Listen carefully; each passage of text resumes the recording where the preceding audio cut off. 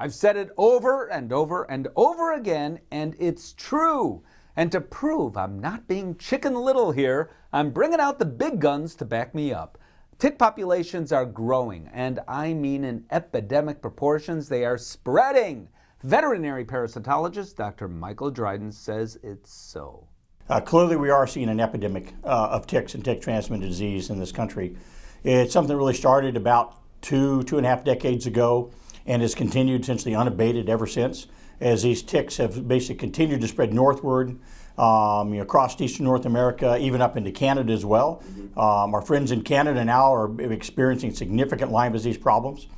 And there's a lot of reasons for this. I mean, it's a multifactorial situation, but clearly there are more ticks in more places today than there was 25 years ago. And it really is the perfect storm. Many reasons all coming together at the same time to create this tick situation.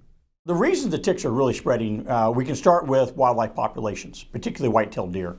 White-tailed deer, Bambi if you will, is a really good host for a couple of the major important tick species. One's called the Lone Star tick, and the other's called the black-leg tick.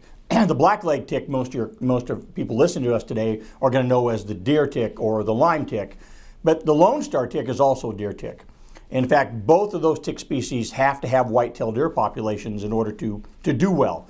And what's happened is white-tailed deer populations in North America have increased over 100-fold in the last 100 years. Most people don't know this, but at the turn of the last century, there were actually probably less than 300,000 white-tailed deer left in all of North America. At the last estimates are somewhere between 33 and 38 million white-tailed deer. So as these deer populations exploded, these tick populations exploded as well. So deer are important to us. We've done a pretty good job of replanting acreages of trees, forests.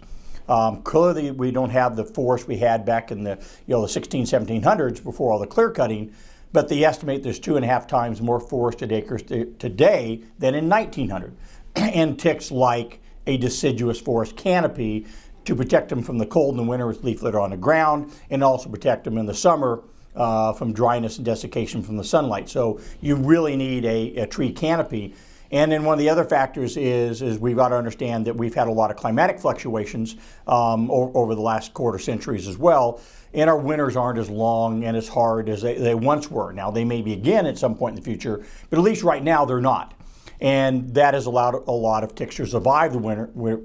We don't have that significant winter kill, if you will. So, and there's other factors as well, but those are probably the three biggest factors in seeing this dramatic increase in tick populations. So now that you know what's going on, here's the big question. What do we do about it? How do we protect our pets? We clearly need to prevent our dogs and cats acquiring these tick-transmitted diseases, and there are a list of them. I mean, I could rattle off at least 15 different diseases we know that these ticks are transmitting to our dogs and cats today, and us as well.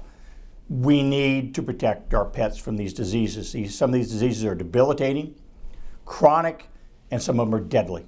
And yes, we can do this. There are a variety of products out there, and of course your veterinarian can help you with this in your given area, what those products are, but there are a variety of highly effective tick products that we can apply to our dogs and cats to protect them. Maybe not 100%, but to protect them and dramatically reduce the chances they're going to acquire tick-transmitted disease. Within this, though, I want to add one other thing.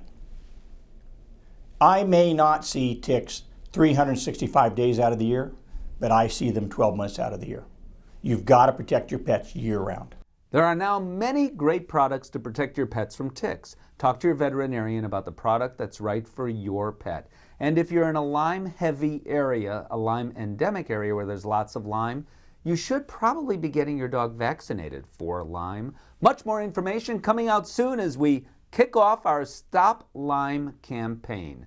It'll help people and help pets. Stay tuned. I'm Steve Dale.